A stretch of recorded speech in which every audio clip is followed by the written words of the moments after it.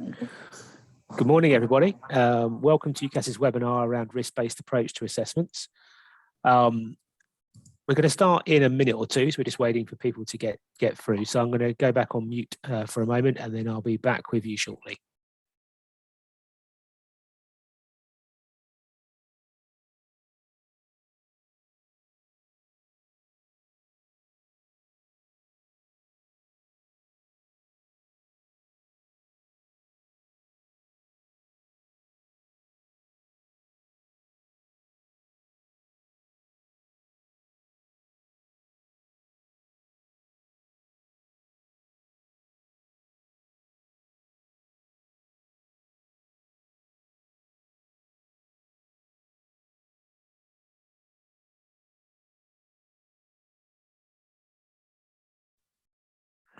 Okay, good morning, everybody.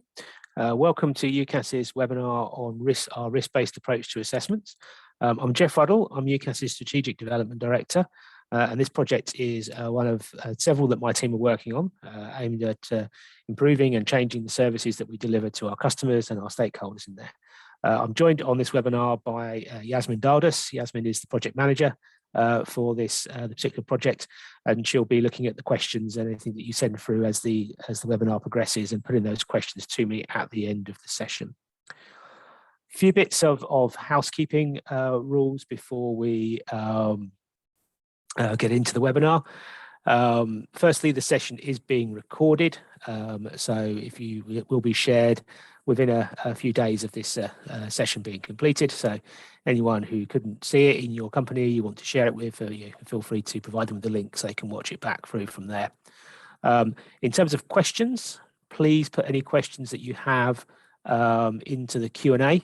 Try to avoid the chat. If you can send it through the Q&A, that would be great, into there, and we'll take those questions at the end of the session in there. We will know who you are when you send the questions through, but we're not going to be reading out the names and the organisations of people and the questions that are asked within there. If there is something that when we look at it, it's a bit too sort of specific to your organisation or something like that, we probably take that question out and deal with it as a one-to-one on a later basis on there. But yeah, please put your questions in as we go through, and we will pick those up at the end. The presentation part of this webinar should take me around about 20-25 minutes or so. So I think we've got more than enough time at the end for as many questions as you have.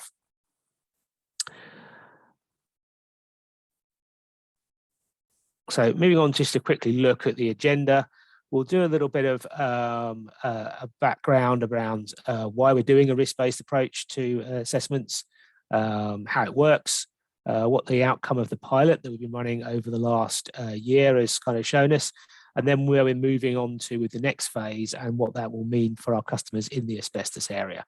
It's probably worth saying at this point that at the moment, the pilot is limited to our customers who are accredited for asbestos activities. So that includes the asbestos testing activities, so bulk ID and 4-stage clearance. It also includes asbestos surveying activities as well in there. But at the moment, we're limiting it to that technical area for the pilot phase of this project in here. So moving on to a little bit of the background.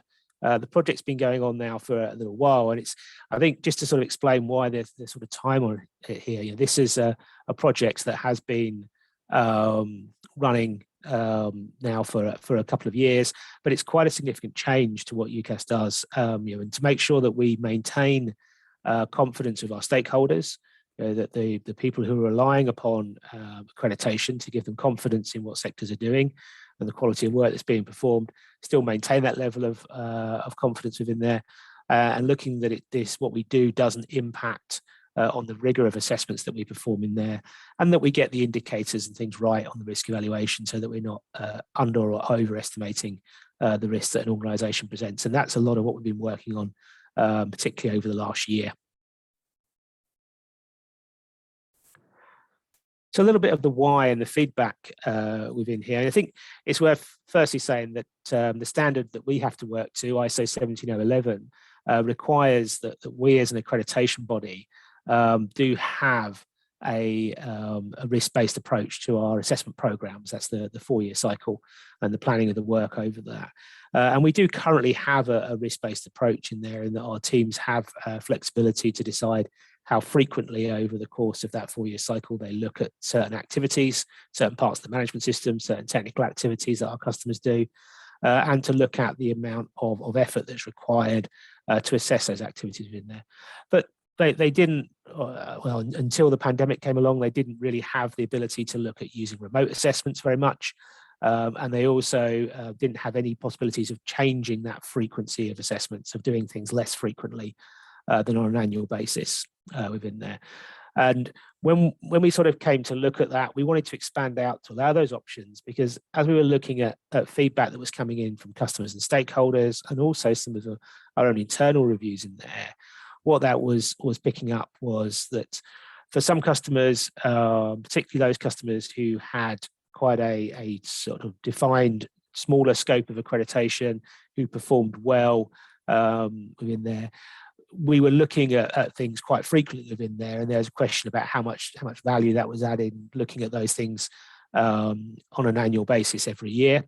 But also at the other end of the spectrum, we had some customers where things had gone wrong in there, and perhaps we should have picked those up earlier and had more of a consistent approach to how we kind of monitored those organisations that were going through some challenging times and presenting us with a little bit more risk in there, so we could be sure that they were improving at the rate that they needed to on there. So there was considerations at sort of both ends in there.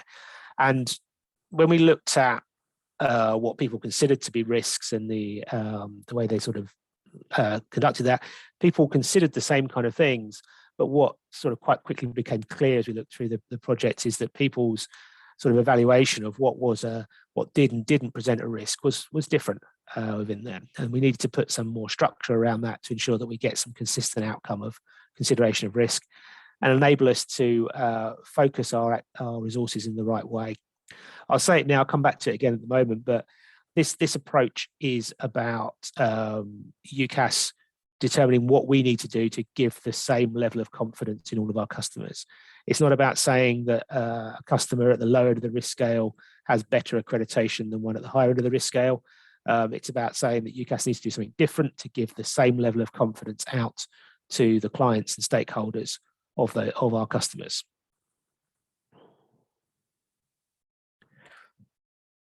So I mentioned that the project began now just over 2 years ago. In some of the initial parts we did early on, we did a lot of consultation with our various technical and policy advisory committees.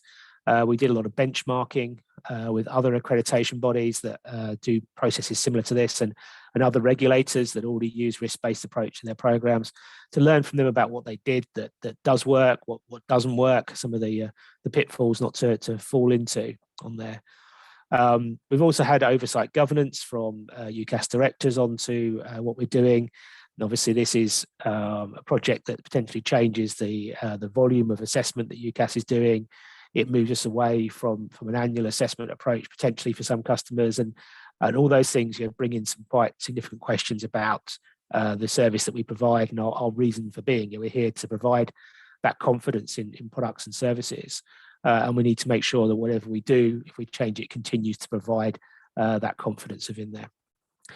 Our assessment managers and to some extent the technical assessors as well have been heavily involved in the input to the design, particularly around what are indicators of risk and the particular weighting that's given to some of those areas in there.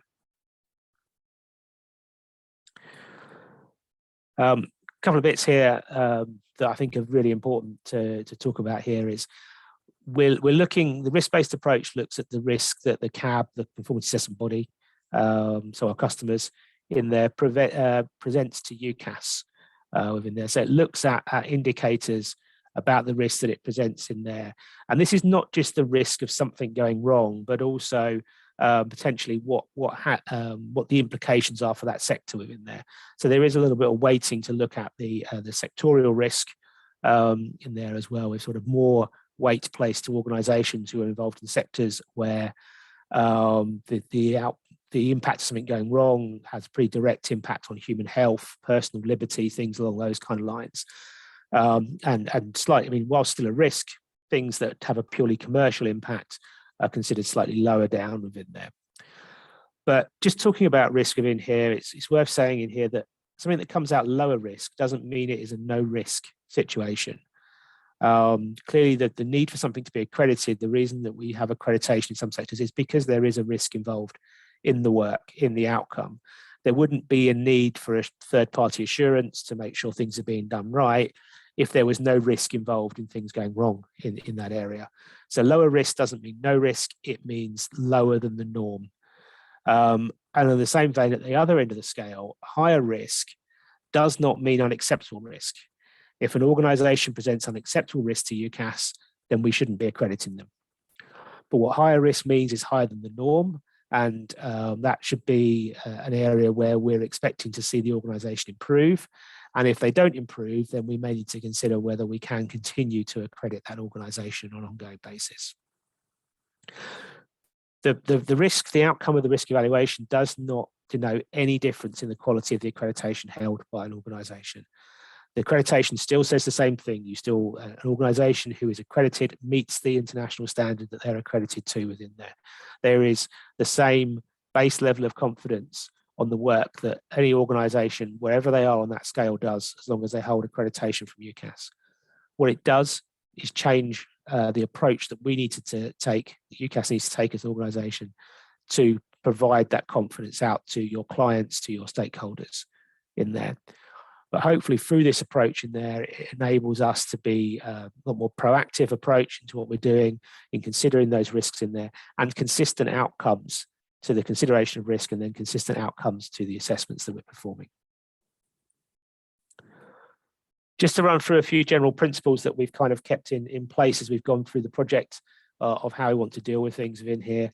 We wanted the risk evaluation to be reasonably quick to conduct. We didn't want to introduce a very large administrative process into the assessments that we're performing within here. So generally, it's aimed at using data that is available to the assessment teams during the course of planning and conducting their assessment within there. And so because of that, it looks at indicators that are relatively straightforward to evaluate. There are potentially some great indicators, but the data can be quite hard to source within there, and therefore that makes it probably not something that's easy to use within the approach that we're doing from here. We wanted the data to come from several sources, so we didn't just want one source to be used as the data to evaluate an organization. So the data in here comes from UKAS records about how the organization has performed in the past. It comes through information self-declared by the organization about maybe changes or things that are happening within their organization.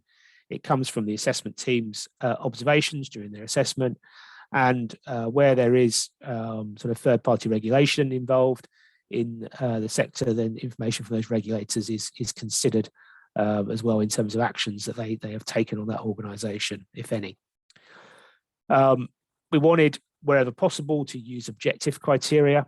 Some of the criteria is based on the professional judgment of our assessment teams, which itself is based upon the objective information they observe at an assessment within there. So it does all come back to objective criteria. We wanted to be able to manage differing sector risk profiles. So I've mentioned that earlier, that there's a consideration of the kind of what is the impact if something was to go wrong with the work this organisation does. What is the potential impact in the market on there? Another thing we wanted to be is we wanted the outcome to be a guide, and this is a very key thing for our staff within here. This evaluation process does not spit out a result that says this customer must be assessed in exactly this way using exactly this amount of time in here. What it does is give guidance to our assessment teams about what is an appropriate approach, what appears to be an appropriate frequency for that organisation. Because the evaluation tool can't consider every possible nuance and circumstance that's going on at an organisation, it's possible for the assessment team to look at that and go, well, yes, but taking these mitigating factors into account, I consider that outcome to be too high or too low, and they can modify it accordingly and justify their changes if they need to. We also wanted it to be something that is periodically reviewed. We didn't want this approach to be something that a customer gets stuck into for many years and can't get out of a high risk rating for a long time, or they get rated as low risk and things change and they don't come up from there. So we'll be looking at the risk evaluation at the visits, the main visits that are done to organisations. So generally on an annual basis, but maybe a little bit less frequently than that for some customers, but it will get re-reviewed on a periodic basis. The risk indicators that we're looking at are kind of split into 5 key areas in there. There's uncertain risks coming about because of uncertainty. So these are generally sort of factors due to organisational change. So changes in key members of staff, moving of facilities, mergers and acquisitions with other organisations, all of which create uncertainty within the organisation. From that may create some risk for the organisation as well. Risks due to complexity. So factors such as scale of operations, so the size of the scope that an organisation is accredited for, having activities outside of the UK, having lots of disparate locally managed locations, things like that add to the complexity factors of an organisation. Historic performance, factors such as whether there's been any complaints against the organisation, particularly ones that have been raised up through to UKAS on there, obviously ones that have been upheld.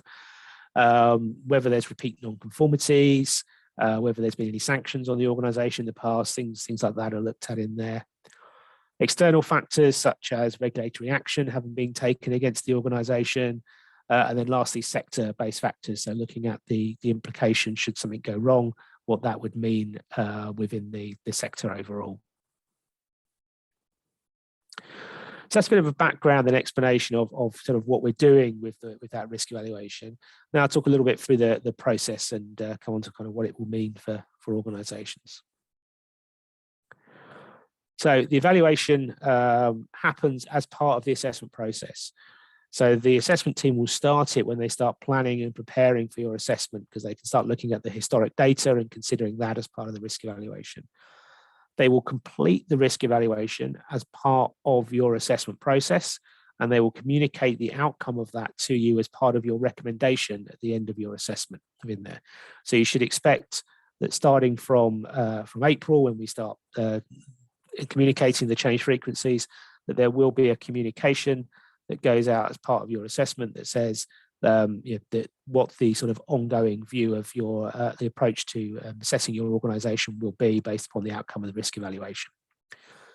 To do that, though, the assessment team may be asking you some information about changes since your previous assessment, whether you're using things like temporary resources, whether you've got conflicts of interest, all things that you've probably been asked about in the past. Maybe not been asked about every year, though, so these things should come up regularly within there. Some of them are already coming through if you complete and send in the annual assessment declaration forms. A lot of that information is already on there, and we will take it from those as we prepare and plan for the assessment on it. But there might be some questions along those lines when we're conducting the assessment in there. Evaluation outcomes, a reminder here again that the outcome from the evaluation matrix that we've got is guidance, and it gives guidance to the assessment team on the frequency and approach to assessment.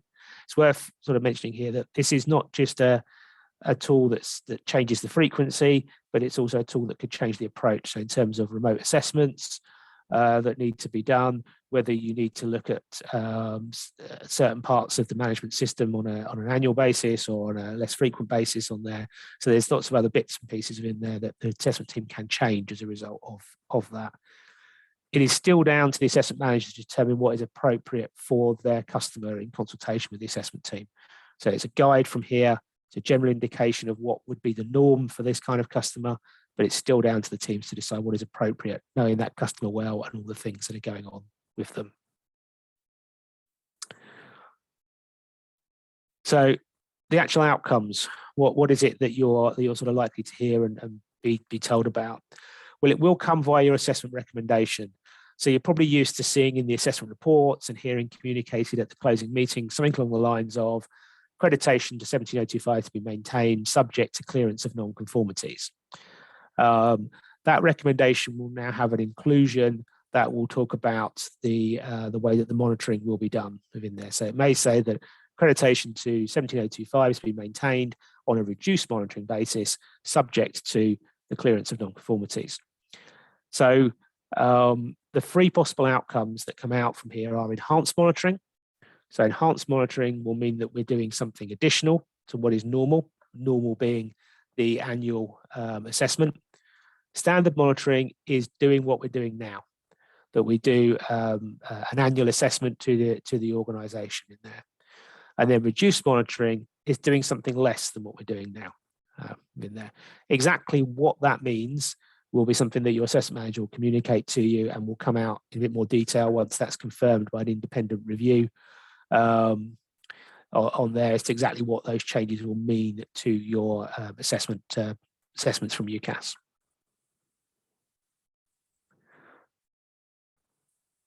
So a little bit more detail of what we talk about and what this might mean within here. So throughout all of our assessments, we will have, for taking the learnings from the last couple of years in there, blended assessments, a mix of on-site and remote is something that is available for all organisations in there. But for those on standard or reduced monitoring, we'll probably look for more of a balance in there between remote and on-site, possibly a little bit more focus on remote, maybe on reduced monitoring in there. But reduced monitoring will also look to see potentially a decrease in frequency or volume of assessment. So frequency might mean having 3 assessments in a 4-year cycle rather than 4 in there.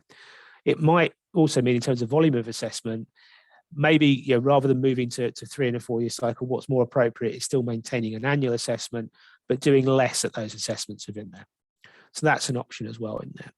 It's worth mentioning as well that if we go to 3 assessments in a 4-year cycle, if your say your technical activities are currently at the minimum sampling frequency that they can be at, i.e. once every 4 years, then there may not be the potential to reduce the amount of time we spend looking at your technical activities, and so we've got to spread that effort over 3 visits rather than 4.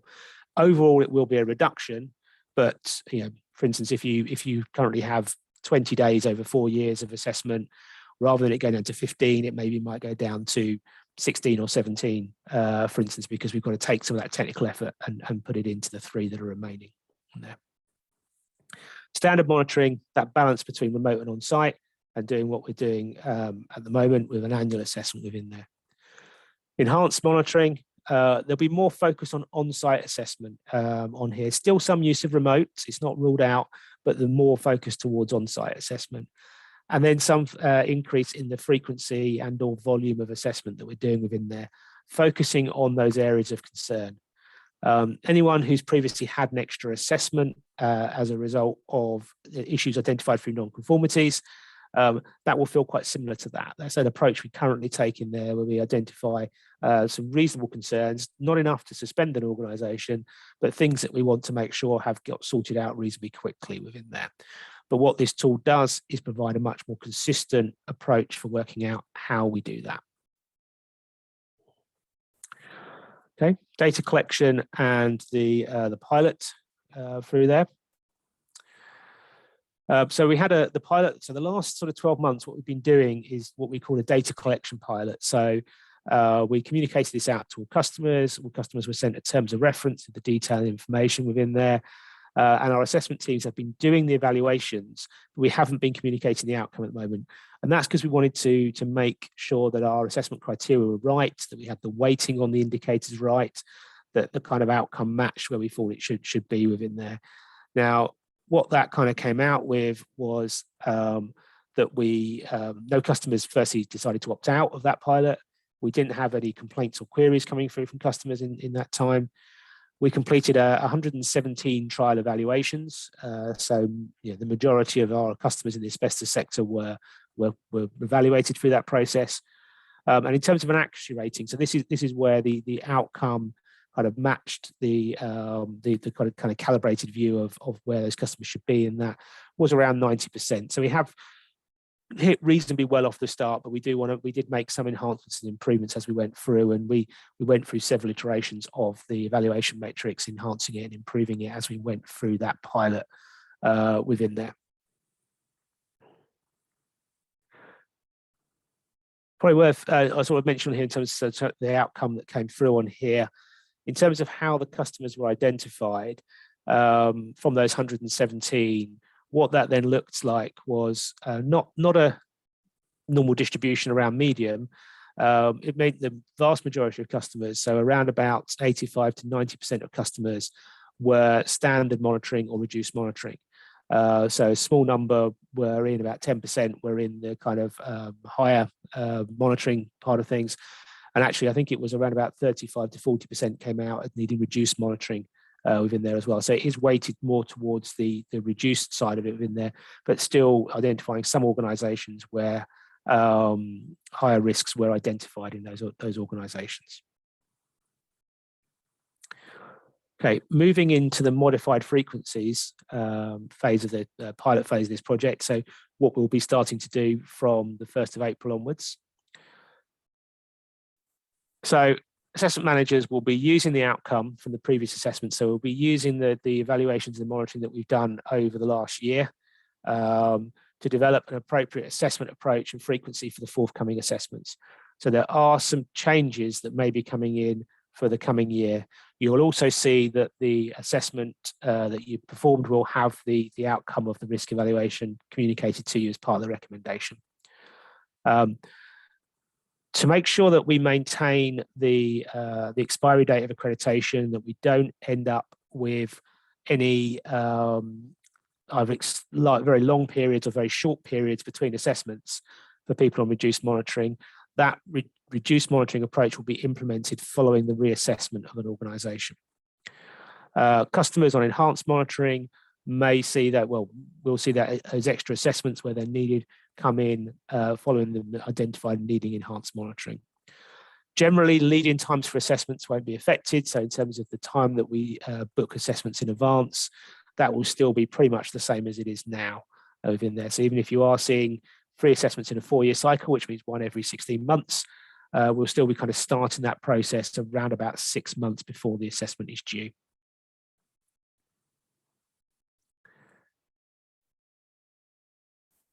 As I mentioned, this is something that you're not kind of stuck into it for the 4-year cycle. So we will be re-reviewing it after each assessment. And that's not after each, say, extension to scope or things like that. This is after each kind of head office annual assessment activity, or in the case of those identified for enhanced monitoring, after each extra assessment activity that we perform to see whether the risk has changed within there. So it's possible that your frequency and approach could vary over the 4-year cycle.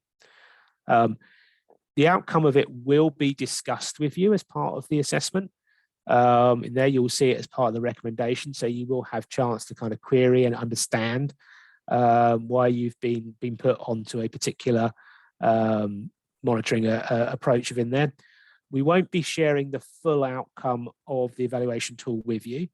And that's in there principally because, as I mentioned right at the start, we don't consider every possible risk indicator, nor does the risk evaluation tool consider every single part of the standard. So we don't want customers just focusing on the areas that are in that risk indicator, or potentially we don't want any gaming of the system in there. So whilst we, if you have been, if you want to know how you could maybe improve and bring your risk rating down, we can talk you through the kind of areas that are elevating your risk rating, but we're not going to share the full outcome of that risk evaluation with you. You will get it communicated as part of your recommendation. As is always the case with UKAS, that recommendation goes through independent review. And so that outcome will be confirmed to you post that independent review within there. But also, as is normal within UKAS, we're expecting that the recommendations our assessment teams make are highly unlikely to be changed within there. There may be a little bit more flux given this is a pilot and a new process at the start, but once it's bedded in, I don't expect really that it'll be a rare occurrence where the outcome from the assessment team is not something that is agreed to on the whole. Okay, that brings me to an end of the presentation part. I'm just going to take a pause for a quick refreshment, and I'm going to hand over to Yasmin, who's been looking at your questions as they've come in, and is going to put your questions to me. Thanks, Jeff. Had a couple of questions come through. few people want to know how the transition to the new HSG 248 will affect their monitoring status. Okay, well, I think we'll take that sort of transition into account as we would do with any assessment that we've performed of an organisation. So, if that assessment has gone forward perfectly fine with no issues or things related to it, then it's not really going to have an impact on any risk evaluation in here. If, however, that transition has highlighted that there are concerns about an organisation's technical competence, technical understanding of the requirements, things like that, then that may impact on the outcome of the risk evaluation. Thanks, Jeff.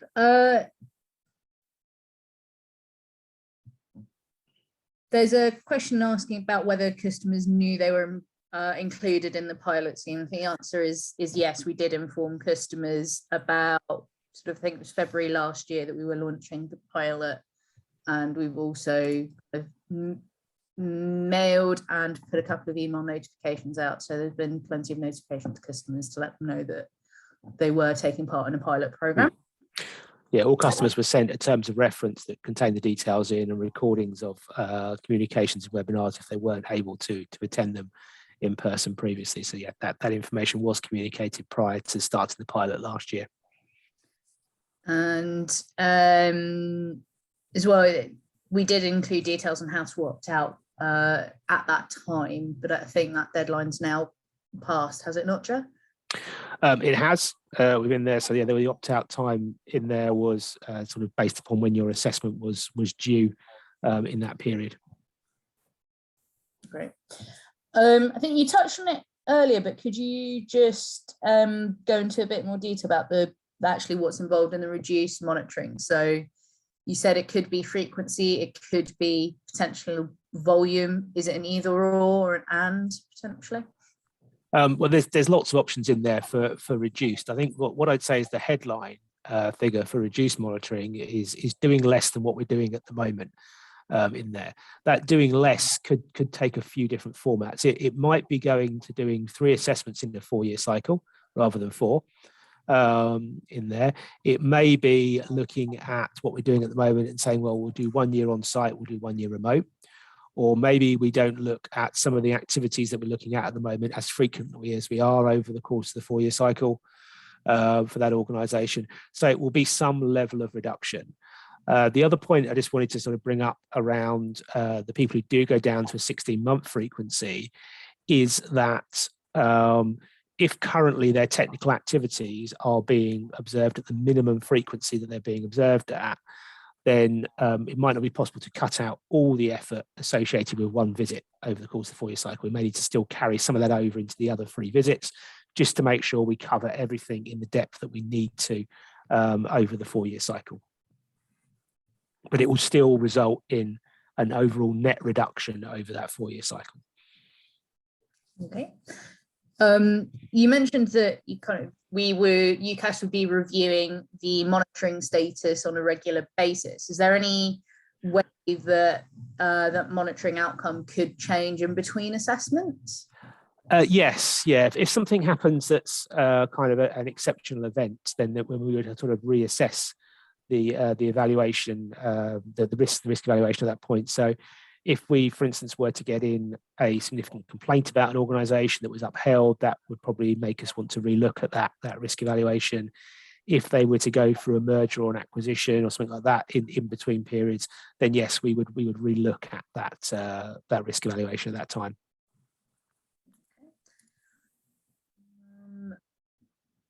You mentioned again about that reduced assessment only kind of being applied after reassessment.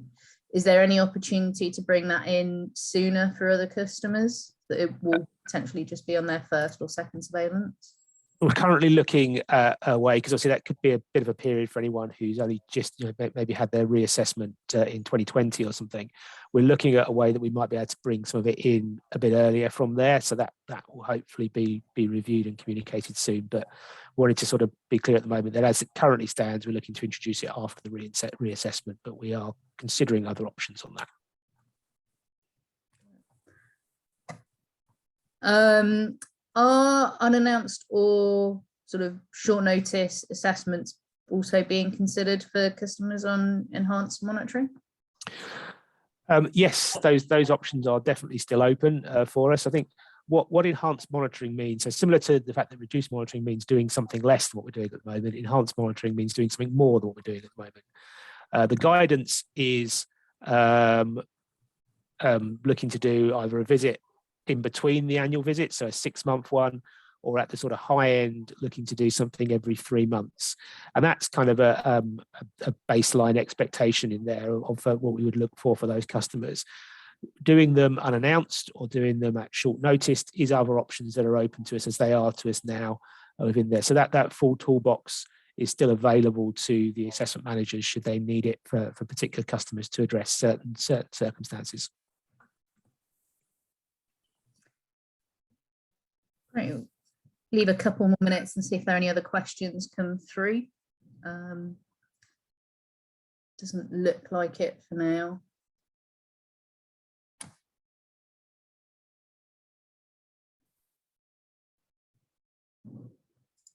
One of the other questions I suppose worth sort of mentioning in here is about whether organisations can sort of share the outcome of their monitoring and sort of use it to promote their organisation. No, it hasn't come up here, but it came up before, and it is covered in the terms of reference. So I think it's worth mentioning within here. As I've mentioned a couple of times during the presentation, this approach is about UKAS determining the best approach to give the same level of confidence in an organisation out there. Being on reduced monitoring does not mean that your accreditation is any better than an organisation that is on enhanced monitoring. So actually, it would not be appropriate in any way to make that claim about your organisation, to try and claim that because you're on reduced monitoring, you are better than an organisation that is on enhanced monitoring, because that's not the case. I think if we come back to some of the criteria we talked about in there, whilst performance metrics are a consideration for risk evaluation, they aren't the only thing within there. There are some metrics around change and some metrics around the complexity of an organisation. So some things with which an organisation cannot do much about, and some things that happen to all organisations from time to time in there. So it may be possible that someone's on enhanced monitoring at a time, not because of any poor performance, but because of their organisation is going through a bit of change at that period of time. And we want to make sure that we're appropriately covering it so it doesn't present a problem in there. So it would not be appropriate in any way for organisations to claim that their accreditation is better than that of another organisation. Great.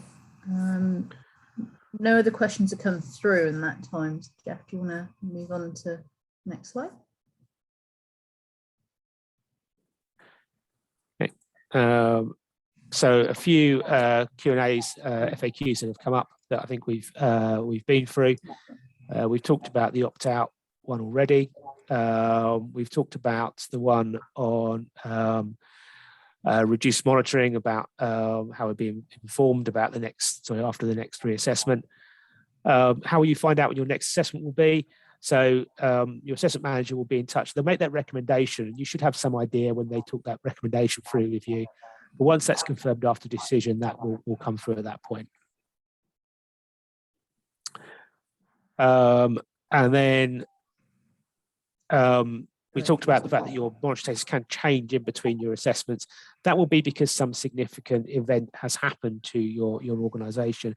And particularly, it's worth mentioning here, one of the sort of criteria that we look at is whether the organisation informs us about significant changes and things that are happening within their organisation. Contractually, you should be informing us about those things within there. So if you're not informing us about things like major changes, relocations of facilities, mergers, acquisitions, losses of key members of staff, things like that, then that will have a negative impact on your risk evaluation, and that may cause us to relook at the something in between if we find out that something major has happened, particularly if we haven't been informed about it. And again, we've touched on a bit about the reduced monitoring not coming in until after the reassessment on there. So the last bit just to sort of pull on and mention about is any additional documentation that is available. We'll be recommunicating after this webinar around to all customers as well, recording and copy this presentation, access to any recordings of previous awareness sessions that we've done, and an updated FAQ and terms of reference for the project in there. So that will be sent out, communicated to all customers, probably next week, I would think. Yasmin, anything additional coming in that time? No further questions there, Jeff. Okay. Well, in that case, then I'd like to thank everyone for their time this morning. If there are any questions that come to you afterwards, please feel free to drop them through an email to myself or to Yasmin. We'd be more than happy to get back to you and discuss them with you.